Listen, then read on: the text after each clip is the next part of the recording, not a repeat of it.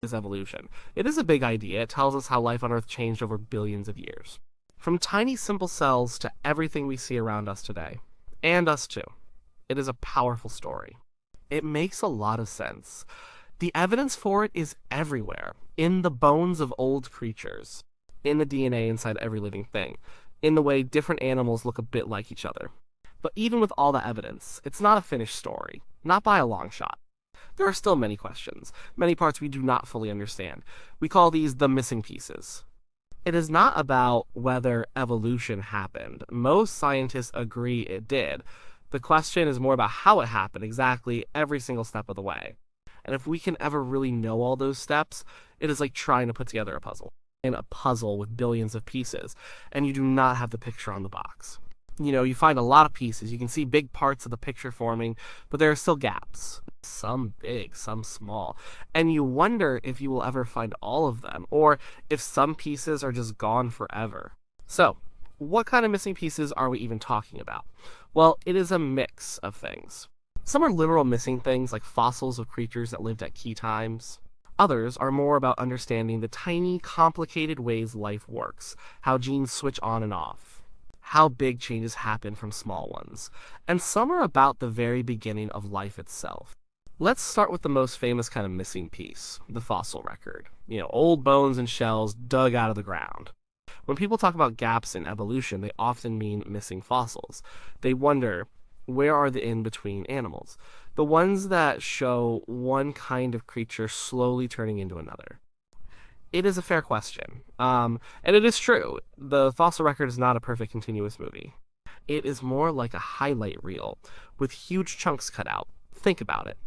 For an animal to become a fossil, a lot of things have to go just right. First, it has to die in the right place.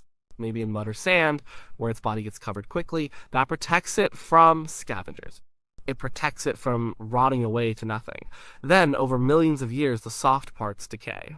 But the hard parts, like bones and teeth, slowly get replaced by minerals. They turn to stone. And then after all that, those rocks have to survive. They have to avoid being melted by heat deep in the earth. They have to avoid being eroded by wind and water. And then finally, someone has to dig them up. Someone has to find them. That is a lot of ifs. Most creatures that ever lived never became fossils.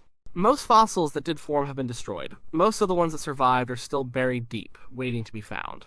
Or they are in places we cannot reach, like under oceans or in remote mountains. So, when we do find a fossil, it is a huge deal. It is a tiny window into the past. And sometimes these fossils fill big gaps, like when we found Archaeopteryx. It had feathers, like a bird, but also had teeth and a long bony tail, like a reptile. It was a perfect in-between animal. It showed how birds likely came from reptilic ancestors. Or the fossils of creatures like Tiktaalik. This one had fins, but its fins had bones inside that looked a lot like the wrist and finger bones of land animals. It also had a flat head, with eyes on top like it was looking out of the water. It helped us understand how fish moved onto land, how their fins slowly became legs. But even with these amazing finds, there are still stretches where we have fewer fossils. Or none at all. It is like looking at a photo album and finding pictures of your grandparents, then pictures of your parents, then pictures of you. But you are missing all the baby pictures of your parents. You know they existed. You know the story, but you do not have every single moment documented. And sometimes what looks like a gap in the fossil record is actually just a very fast change. If a species changes quickly, over a few thousand years instead of millions, there might not be many fossils of the in-between forms. It is just how things work. Evolution does not always happen at a steady, slow pace. Sometimes it speeds up. So the fossil record gives us a good framework. It shows us the big picture. But it will probably never give us every single frame of the evolutionary movie. And that is okay. We use other tools to help fill in the blanks. One of the biggest tools we have today is genetics, the study of DNA. DNA is like the instruction manual for every living thing. And by comparing the DNA of different species, we can see how closely related they are. We can even estimate when they shared a common ancestor. This is like having a family tree, but for all life on Earth. Genetics has given us an incredible amount of information. It confirms what fossils tell us, often in amazing detail. It shows us how traits are passed down, how mutations, which are small changes in DNA, create new variation, and how natural selection acts on those variations. But even with DNA, there are missing pieces. We are still figuring out exactly how all of it works. For example, there is something called non-coding DNA. For a long time, scientists called it junk DNA because it did not seem to code for proteins, the building blocks of life. It was like extra pages in the instruction manual that did not seem to do anything. But now, we are learning that much of this junk DNA is not junk at all. It is super important. It acts like a switch. It turns other genes on and off. It controls when and where genes are expressed. Think of it like a dimmer switch for a light. It does not create the light, but it controls how bright it is. And how bright a gene is, how much protein it makes, can make a huge difference in an animal's development and evolution. We are just beginning to understand the full role of this regulatory DNA, how changes in these switches, rather than changes in the genes themselves, can lead to big evolutionary shifts. Like the difference between a chimp and a human, we share most of our genes. But how those genes are used, when they are turned on or off, that makes a big difference. This is a huge area of ongoing discovery, a major missing piece slowly coming into view. And then there is epigenetics. This is another layer of control on top of DNA. It is like sticky notes on the instruction manual. These notes tell the genes whether to be active or silent. And these sticky notes can be influenced by the environment, by what an animal eats, by stress, by exposure to certain things. What is really interesting is that sometimes these epigenetic tags can be passed down to the next generation. Not just the DNA, but the instructions on how to use the DNA. This adds a whole new level of complexity to evolution. How much does the environment directly shape heredity through epigenetics? How quickly can these changes spread and impact a population? We are still just scratching the surface of this. It is a big, fascinating missing piece. Another big puzzle is how entirely new complex features evolved, like the eye, or a wing, or a brain. It is easy to say, oh, it just evolved. But how do you get from a light, sensitive patch of skin to a complex eye with a lens, iris, and retina? Or from a simple limb to a complex bird wing? The answer, from what we understand so far, is usually through small, step-by-step changes. Each change gives a tiny advantage. Even a slightly better light-sensitive patch is better than none. And then, over millions of years, these small advantages build up. Genes get copied. Those copies mutate and take on new roles. Old structures get repurposed. Think of it like building a complicated machine. You do not just snap a whole machine into existence. You start with simple parts. Then you add more, and maybe you take an existing part and modify it for a new purpose. Like how a jawbone in early reptiles eventually became part of the inner ear in mammals. It is a wild thought, but the evidence from fossils and development backs it up. Still, tracing every single one of those tiny steps for every complex feature is incredibly difficult. We might find a few key intermediate steps, but the exact sequence of all the genetic and developmental changes is often a missing piece. It is like seeing the finished machine and a few early prototypes, but not every single blueprint change along the way. Then there are the really, really big questions, the kind that make you feel small just thinking about them. The origin of life itself. Abiogenes, not how life changed, but how life started from non-living chemicals. This is perhaps the ultimate missing piece. Evolution, as Darwin described it, deals with how life diversified after it began. But how did that first living cell come to be? How did simple chemicals on early Earth self-organize into something that could copy itself and evolve? These scientists have some ideas. The RNA world hypothesis suggests that RNA, a molecule similar to DNA, might have been the first genetic material. It can store information and do work, like enzymes. So maybe in the primordial soup of early Earth, RNA molecules formed that could make copies of themselves. And then over time, they evolved into more complex systems, eventually leading to DNA and proteins. There are also ideas about how cells might have formed in tiny pores in rocks near undersea vents, or how metabolic cycles could have started first, before complex genes, but these are still educated guesses. We are trying to recreate these conditions in labs. We are looking at the chemistry of early Earth. But finding definitive proof, finding the fossil, the very first living thing, is incredibly hard.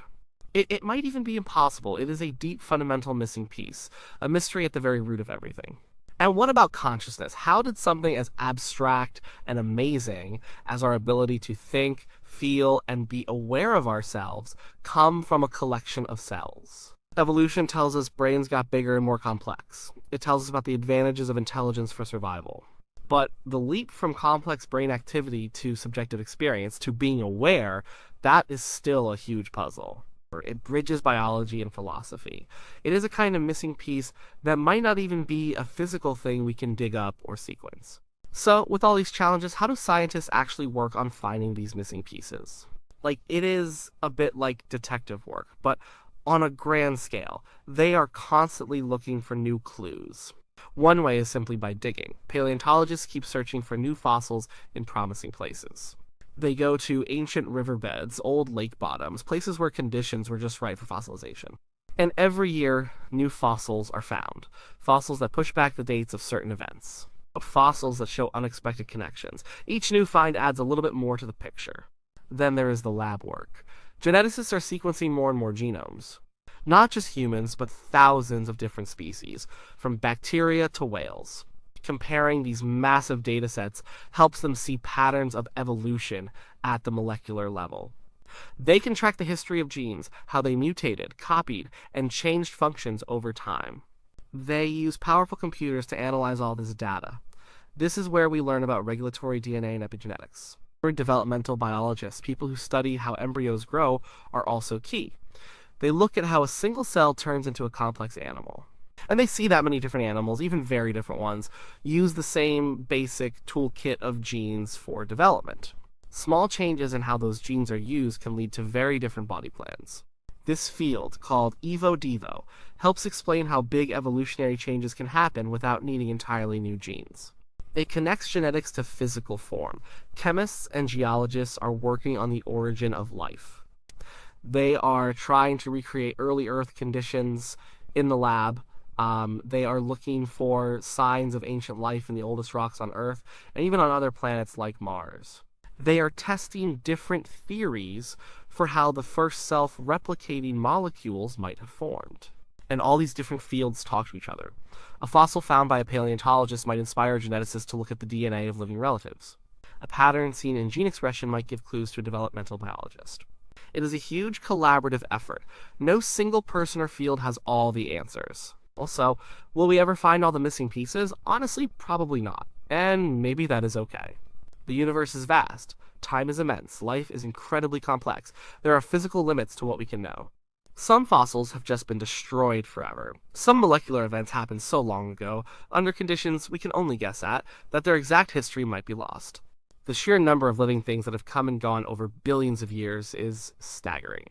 To know every single one, every single interaction, every single mutation, that is just not possible. But the goal of science is not necessarily to find all the pieces. It is to build the best possible understanding with the pieces we do have. It is about making sense of the world. It is about continually refining our models, testing our ideas, and being open to new evidence. Science is a journey, not a destination. Every new discovery, every new piece of the puzzle does not end the story. It just opens up new questions, new areas to explore. It is what makes science so exciting. It is an ongoing conversation with nature. When people hear about missing pieces in evolution, sometimes they think it means the whole idea of evolution is shaky. But that is not true at all. The broad outline of evolution is incredibly well supported. It is like knowing the plot of a long, epic movie. You know the main characters, the major events, how it starts, and how it ends. But you might not know every single line of dialogue, every camera angle, every minor scene. The missing pieces are not cracks in the foundation. They are more like unexplored rooms in a mansion. We know the mansion exists. We know its general layout. We just have not explored every single corner yet. And maybe some rooms are just gone. The search for these missing pieces makes our understanding of life richer, more nuanced, and more amazing. And it reminds us that there is still so much to learn. It keeps scientists curious and driven.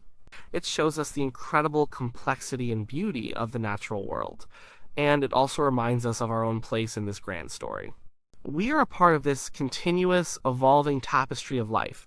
We are the ones, in this tiny moment of cosmic time, trying to understand how it all came to be. And that in itself is a remarkable thing. So the quest continues, with new tools, new ideas, and new discoveries happening all the time. We might never have a complete, final picture of every single tiny step in the history of life. But we will keep finding more pieces. We will keep building a clearer and clearer picture. And that pursuit of understanding, that constant reaching for more knowledge, is what makes us human. It is the very essence of curiosity, and that is a story worth telling again and again.